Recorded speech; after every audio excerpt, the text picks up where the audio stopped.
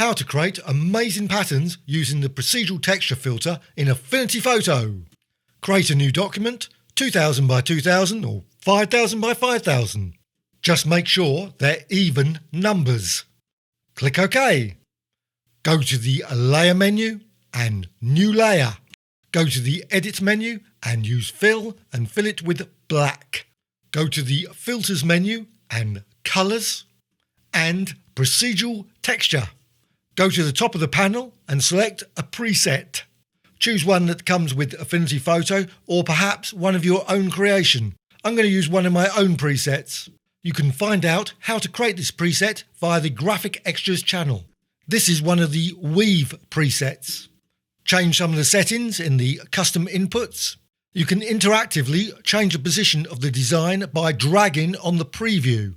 Once you're happy with your image, click Apply. It takes a few seconds to apply. The result is not yet a seamless pattern. You need an additional filter to be applied. Go to the Filters menu and Distort and Equations. Go to the middle of the panel, go to the X equals and put 2 times lowercase x. And for Y equals, put 2 times Y, where the times is an asterisk. Go to the bottom of the panel and Extend mode. Run through those, repeat, wrap, etc. The key entry is mirror.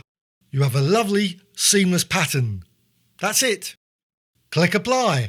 You can now save the pattern and use it in Affinity Photo as well as other applications. Go to the File menu and Export. Select PNG. Click Export. Select a folder and give it a name. Perhaps save it to a Patterns or Texture folder. I'm using the desktop. Create a new document or use the History panel to put it back to a new document. Go to the Layer menu and New Fill Layer. Go to the top left of the application. Go to the Type drop-down. By default it is set to Solid. Select Bitmap. Browse for the pattern, select it, click Open. Drag out on the layer to zoom in. You can use the control handles to rotate and scale the pattern.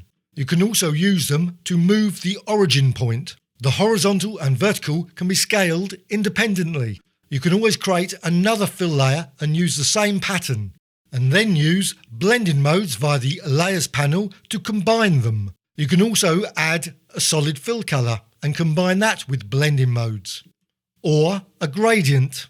Hope you have found this tutorial of interest. I'm always adding new tutorials about Affinity Photo. Please subscribe to the Graphic Extras channel.